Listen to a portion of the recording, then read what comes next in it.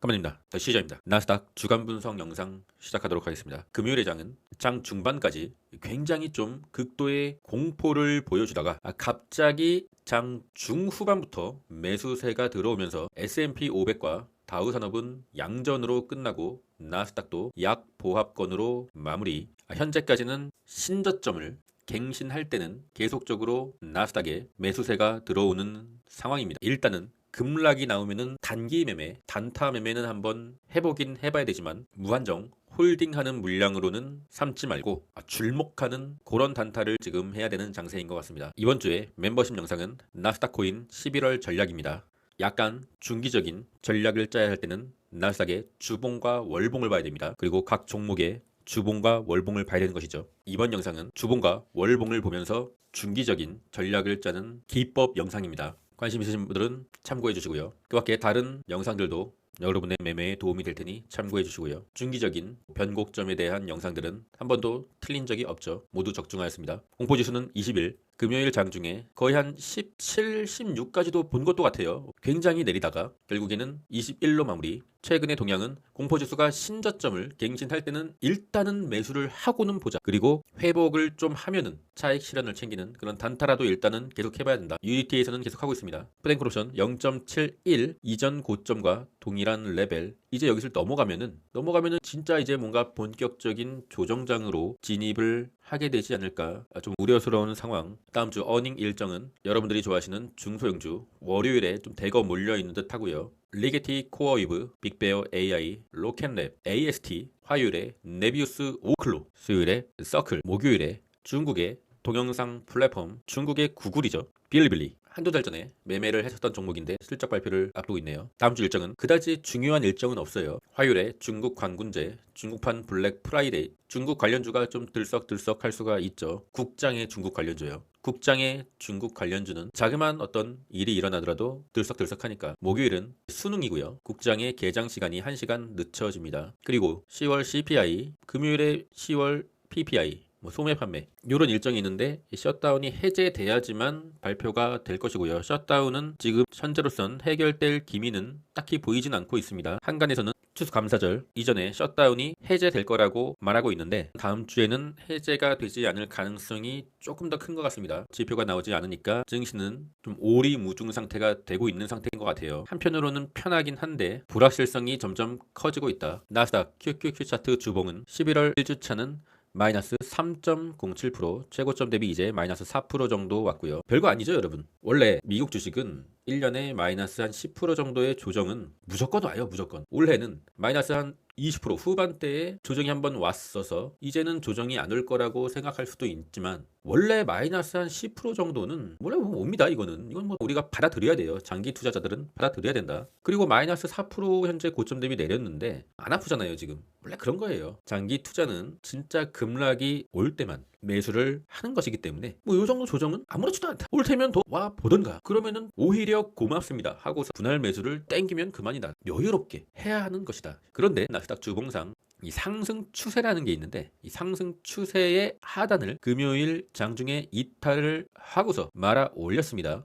여기를 이탈을 하면은 5월부터 시작된 상승 추세가 깨지는 거기 때문에 굉장히 진짜 위험한 상황이었어요. 어쨌든 말아 올리고 이번 주를 맞이하게 된다. 이번 주에는 이 상승 추세선의 하단이 오히려 이제 높아지고 있는 것이죠. 언젠가는 깨지긴 깨집니다. 무조건 안 깨진다는 생각은 갖지 마세요. 깨지긴 깨지는데 그것이 언제일 것이냐? 그것이 문제로다. 나스닥 QQQ 차트 월봉을 말씀드렸잖아요. 10월 말에 말씀드렸잖아요. 이때도 나스닥이 월봉의 볼린저 밴드 둥둥이었다. 그리고 월 중에 조정을 맞고서 다시 한번 가더라. 이때도 10월 말 월봉의 볼린저 밴드 둥둥, 11월을 월봉의 볼린저 밴드 둥둥으로 시작한다. 그러면은 조정을 하고서 다시 한번 가던가 좀 더 조정이 오던가 하락장으로 가든가 하는데 일단은 볼린저 밴드 안으로 들어온다. 다 말씀드렸습니다. 이때는 마이너스 한 14% 정도 보여주고 갔었죠. 그런데 자세히 보세요. 월봉의 5월선 터치. 월봉의 5월선 아직 터치 못했죠. 그러면은 조금 더 조정이 남아있을 수 있다고 보면 돼요. 급등주 패턴은 5월선을 이탈하지 않고 간다. 5월선을 이탈하면은 강한 확률로 중앙 이평선 만나러 간다. 5월선을 이탈하면은 강한 확률로 중앙 이평선 만나러 간다. 그런데 나스닥이 너무나 올랐기 때문에 중앙 이평선을 만나러 간다는 것은 월봉상에는 당연한 일이지만 탐욕에 강하게 매수한 자들에겐 지옥이 될 수가 있다. 환율 체크하겠습니다. 미리미리 환전하라고 했죠. 그러나 현재는 너무나 과도하게 높은 상황,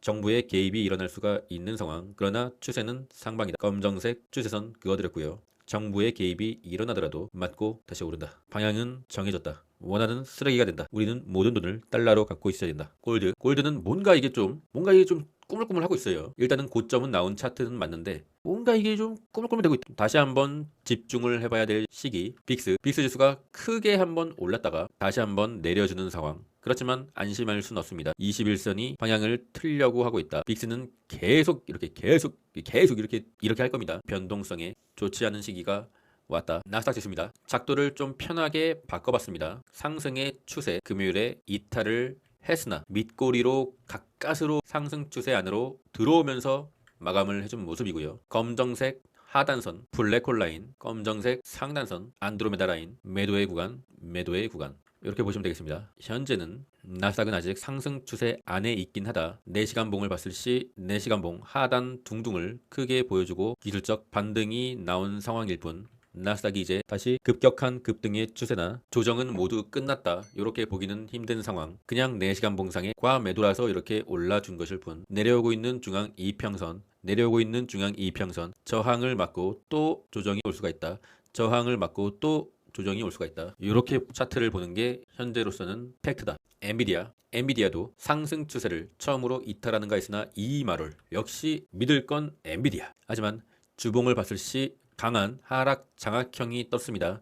이전 양봉을 완벽하게 잡아먹는 하락 장악형 굉장히 오랜만인 것 같아요. 엔비디아가 하락 장악형이 뜬 거는 굉장히 좀 오랜만이다. 이렇게 고점에서의 하락 장악형은 장기 투자자들의 차익 실현이 상당히 이번 주에 발생을 했다라고 생각하시면 될 것 같습니다. 이 거래량을 봐도 최근의 거래량보다 조금 많긴 해요. 압도적으로 이렇게 많은 상황은 아니지만 거래량이 많은 상황에서의 장대 음봉. 일단은 엔비디아이기 때문에 믿음은 갖고 있지만 그리고 실적 발표가 불과 2주 앞으로 다가온 상태이기 때문에 급격하게 그 전에 무너질 거라고는 생각하고 있지 않고 있지만 주봉상 캔들로는 조금 우려스러운 상황이 오긴 왔어요. 반도체 긴 상승 추세를 일단은 좀 이탈을 한 상황이에요. 지난 4월부터 긴 상승 추세가 시작되고 이탈 후 행보 끝에 다시 한번 긴 상승 추세를 이어가는 상황이었는데 현재 그 긴 상승 추세를 이탈을 했다. 주봉상 보면은 그래도 다음 주에 다시 빠르게 이렇게 좀 복귀를 해주면은 괜찮을 텐데 복귀를 해주지 못하면은 맞고 떨어지면서 횡보 또는 하락의 길을 갈 수가 있는 것이죠. 솔직히 너무 올랐잖아요. 반도체 쏙슬도 긴 상승 추세를 돌파하는 이 매도의 구간을 지나고 셉의 레버리지 차트라서 크게 의미는 없지만 상승 추세로 복귀해주는 모습 그리고 중앙 이평선을 이탈했다. 지지선은 35달러에 잡혀 있긴 합니다. 전체적으로 지수 상품이 조정에 들어간 것 같긴 한데 스타트는 아직 끊지 않았다. TQ도 보면은 상승 추세의 하단을 장중에 이탈했다가 모든 종목이 상승 추세의 하단을 이탈했어요. 그러다가 말아 올렸다. 바깥으로 들어와 주긴 했다. 시간이 갈수록 이 상승 추세는 올라가고 있기 때문에 그 지지선 또한 올라가다. 다음 주 TQ의 지지선은 103달러. 테슬라. 다른 종목들은 이 말올로 이걸 말아 올려로 마무리를 했지만 테슬라는 그러지 못했다. 진짜 갈 때까지 금요일에 갔었던 것이죠. 긴 상승 추세 상단을 터치를 했었어요. 또 정확하게 터치를 했다. 작도는 아주 그냥 기가 막히게 긋는데 작도를 거놓고 적극적으로 롱숏을 하지 않은 게 흠이라면 흠이네요. 하여튼 작도는 정확하게 긋는다. 상승 추세 상단을 정확하게 터치를 하고 약간 말아 올리고 이제 하방의 차트를 완성하였다. 월요일 장에서 420달러 이제 지켜줘야 되는 선이고요. 21선을 명확하게 이탈했기 때문에 21선은 이제 저항이 된다. 이렇게 내리거나 올라가더라도 맞고 떨어질 수가 있다. 테슬라가 이제 아픔의 시기가 왔다. 25년을 2달 남기고 24년에 고점을 넘겨줘야 될 텐데 너무나 맞고 떨어져 버렸다. 현재로서는 뭔가 테슬라 쪽에서 강한 호재가 나와줘야 될 텐데 일단 현재는 하방의 차트를 좀 만들어낸 상황. 맞고 떨어지고 이런 거지. 채널을 옆으로 횡보를 해서 뚫던가 이런 상황이 와야 488을 도전할 수가 있다. 장기 투자자는 존버를 해보고 현재 테슬라를 갖고 있지 않다고 하면 4848 전쟁을 해야 된다. 메타는 양봉으로 마감을 해주는 상황. 메타의 마지노선은 580달러 부근. 여기까지는 뭐 추가적으로 내려도 분할 매수 하지만 이 라인 초장기 지지선 요 라인은 지켜줘야 된다. 넷플릭스는 모든 종목이 요동을 쳤던 금요일에도 요동을 치지 않았다. 뭔가 이 부분이 바닥이 되지 않겠느냐 조심스럽게 생각을 하고 있고 한 번 더 밀어버릴 수는 있을 것 같습니다. 왜냐 하방의 지지선이니까 한 번 더 라스트 개미 털기 한번 하고 다시 한번 가지 않겠느냐 뭐 그런 생각 갖고 있습니다. 추가 매수를 기다리고 있다. 팔란티어는 상승의 추세선을 이탈을 하고 상승의 추세 하단선에 정확하게 또 터치를 해주는 상황. 명확하게 팔란티어가 상승 추세를 이탈했다고 볼 수가 없는 것이 일단은 이탈을 했지만 다시 한번 정확하게 상승 추세의 터치. 그러니까 이렇게 보면은 끝난 것 같지만 주봉으로 보면은 아직 끝난 것은 아니다. 상승 추세의 터치. 여기서 다시 이렇게 오르면 돼요. 뭐 중간을 넘지 못하더라도 약간의 반등은 있을 수 있겠다. 후드도 마찬가지입니다. 후드도 일봉으로 봤을 시는 추세를 이탈한 것처럼 보이지만 다시 한번 말아 올렸잖아요. 주봉으로 봤을 시 상승 추세를 아직까지는 유지하고 있다.